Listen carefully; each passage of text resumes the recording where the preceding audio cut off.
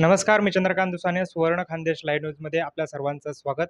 खरं तर राज्यात आतापर्यंत 3 निवडणुकीचे टप्पे पार पडलेले आहेत आणि येत्या 13 तारखेला लोकसभा निवडणुकीसाठी 4थ्या टप्प्यात मतदान होणार आहे. यामध्ये जळगाव लोकसभा मतदारसंघाचा देखील समावेश आहे.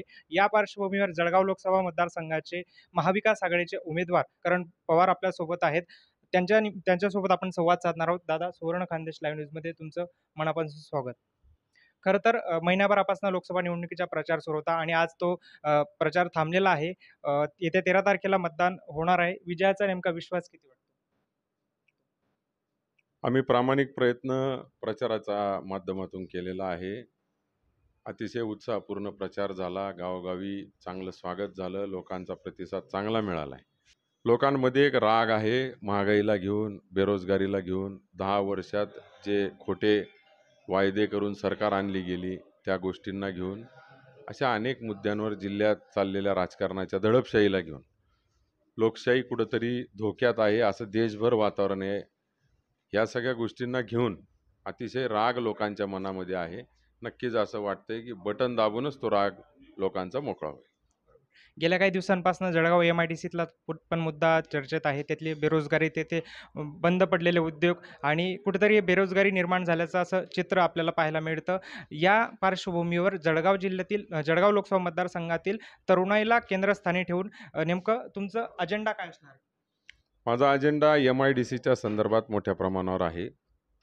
मी अनेक भाषणांमध्ये देखील त्याचा उल्लेख केला आहे, कारण माझ्या तरुण बांधवांना आणि माझ्या जिल्ह्याच्या आर्थिक उन्नतीला MIDC हा त्याचा एक मोठा कणा आहे. पाण्याच्या माध्यमातून शेती, पाणी, वीज, शेतीला उपलब्धी हा सगळ्यात मोठी गरज आज शेतकऱ्यांची आहे आणि तेवढी मूलभूत गरजसुद्धा शेतकऱ्यांची पूर्ण केली गेलेली नाही. त्याच्यावर फोकस करणे, कारण शेतकरी, शेती व्यवसाय आणि MIDC हे खरं आपल्या जिल्ह्याचे आर्थिक कणे असतात आणि आर्थिक उन्नती जिल्ह्याची ह्याच माध्यमातून होऊ शकते. त्याला जोडधंदे अनेक आहेत आणि माझा जिल्हा खरोखर ह्याच गोष्टींमध्ये कोणाचं लक्ष नसल्यामुळे मागे पडला आहे. या जिल्ह्यामध्ये राजकारण फक्त याला गाडा त्याला पाडा ह्याच्या पलीकडे विकासावर कोणी राजकारण करायला तयार नाही आणि तोच बॅकलॉग भरून काढण्यासाठी माझा हा अजेंडा राहणार आहे. गेल्या महिन्याभरापासून तुम्ही प्रचार करत होता. कसा राहिला अनुभव पूर्ण महिन्याभरातला? खूप चांगला अनुभव आमचा या ठिकाणी राहिला. अनेक गावोगावी मुद्दे कळाले. अनेक परिसरातले मोठ्या योजना घेऊन प्रश्न प्रलंबित आहेत. अनेक योजना केंद्र सरकारच्या 20-30 वर्षापूर्वी या ठिकाणी येऊन पडलेल्या आहेत, परंतु चालू करायची देखील तसदी पुढच्या काळात कोणाची झाली नाही किंवा त्या सरकारने ती युनिट चालू केलं तर आपण ते बंदच राहू द्यायचं, त्यांचं नाव व्हायला नको, अशा प्रश्नांमध्ये अनेक प्रश्न मतदारसंघात अडकलेले आहेत. या सगळ्या प्रश्नांमधून पाण्यासाठी काम करणे, बलून बंधाऱ्यांसारखे प्रश्न आहेत, तापी याचा प्रश्न आहे. त्याच्यानंतर आमच्या अनेक प्रश्न पाण्याशी संबंधित शेतकऱ्यांचे या ठिकाणी आहे. पाडळसरे धरणाचा प्रश्न या ठिकाणी आहे. अशा अनेक मुद्द्यांवर येणाऱ्या काळात काम करायचं. उन्मेषदादांनी अनेक प्रयत्न या सगळ्या गोष्टींसंदर्भात केले होते, पण राजकीय द्वेषापोटी त्यांचं नाव होऊ नये म्हणून त्याला चालना मिळू दिली गेली नाही आणि सत्ताधारी लोकांकडूनच ते कामं थांबवण्यात आले आणि दादांबरोबर काम करत असताना या गोष्टींचा अनुभव आहे. दादांच्या हातून राहिलेले अनेक कामं पूर्ण आपल्याला करायची. तुम्ही लोकसभा निवडणुकीच्या मैदानामध्ये पहिल्यांदाच आहात. काय नेमकं तुम्हाला आव्हान आहे? तुमच्यासमोर काय आव्हान आहे? आव्हान आहे, समोरून सत्ता आहेत, 3-3 मंत्री आहेत, 6-6 आमदार आहेत, पैशांचा महापूर आहे, सत्तेचा गैरवापर आहे, लोकशाही पद्धतीने निवडणूक न लढणे असा एक प्रकार आहे आणि जी संस्कृती कायम बिघडवायचं काम हे भारतीय जनता पार्टी जी मंडळी करते, हे कुठलाही भविष्याचा वगैरे विचार करून कोणतंच हे करत नाही. वैयक्तिक नामोहरण खोट्या पद्धतीने करून लढण्याची निवडणुकीचा मोठा अजेंडा त्यांचा होता. परंतु आम्ही आमची संस्कृती जपत समोर एक महिला उमेदवार याचं भान ठेवून आम्ही आमचं निवडणुकीत सगळं सहन करत त्या गोष्टी लढलो. परंतु समोरच्यांनी अतिशय खालच्या पातळीवर जाऊन ही निवडणूक लढली. महायुतीचा प्रचाराचा मुख्य मुद्दा म्हणजे राम मंदिर आहे. याकडे तुम्ही कसं बघता?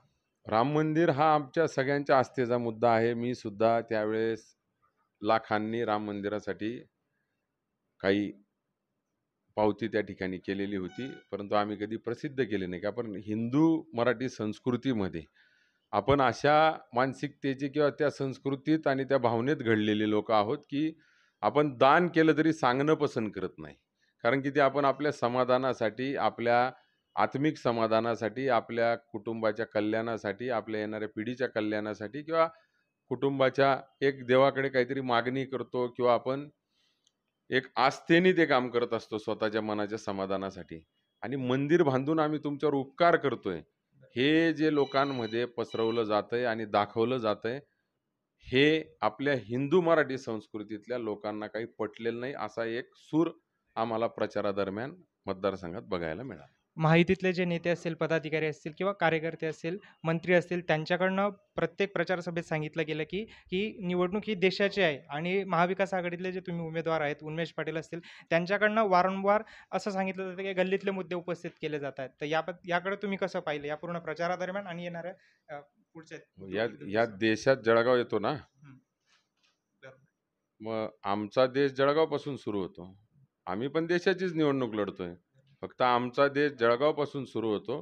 त्यांचा देश जिकडं कोणी काही बघायला जाऊ शकत नाही, ते कुठे काय झालेलं आहे, कुठे नाही आहे, त्या मुद्द्यांवर त्यांची लढाई असेल. आमच्या देशातल्या जळगावच्या मुद्द्यांवरच लढाई आहे आमची. काय वाटतं किती मताधिक्याने तुम्ही निवडून याल? मताधिक्य माझं पहिल्यापासून हे राहिलेलं आहे, की सर्वजण निवडणूक लढणे आणि जिंकण्यासाठीच उभे असतात. परंतु निवडणुकीला कोण किती मताधिक्याने निवडून आलं किंवा नाही, हा अधिकार अधिकाऱ्यांचा आहे. तो त्यांच्याजवळ राहू द्या आणि जनतेला ठरवू द्या, कोणाला निवडायचंय, कोणाला नाही, किती मतांनी निवडायचंय. पण एक नक्की आपल्या माध्यमातून सांगेल, 5,00,000च्या वल्गना करणाऱ्यांना माझा एक प्रश्न आहे, की आपण 5,00,000 लीड नाही आला, तर राजकारणातून निवृत्ती घेणार आहेत का? आणि आपल्या पाठोपाठ अजून कोणी घेणार आहेत का? किंवा जर तुमचा 5,00,000चा लीड खरंच असेल आणि तो आला, तर त्यांनी मला आवाहन करावं, की मी काय करावं? ते मी करायला तयार आहे. त्यांना आपल्या माध्यमातून माझा प्रश्न आहे, 5,00,000चा लीड नाही आला, तर ते राजकारणातनं निवृत्ती घेणार आहेत का? हे त्यांना विचारून घ्या जाऊन. धन्यवाद दादा. तुमच्या पूर्ण प्रचार व्यस्त वेळेतून आणि सुवर्ण कांद्यासाठी तुम्ही वेळ दिला त्यासाठी धन्यवाद. तर हे होते महाविकास आघाडीचे उमेदवार करण पवार. त्यांनी सत्ताधाऱ्यांना आवाहन केलं आहे, की जर तुम्ही 5,00,000चा लीड नाही आणला, तर तुम्ही राजकारणातून संन्यास घेणार का? असं त्यांनी आता येणाऱ्या 13 तारखेच्या निवडणुकीसाठी आव्हान उभं केलं आहे. कॅमेरामॅन इसा तडवीसह चंद्रकांत तुसाने, जळगाव.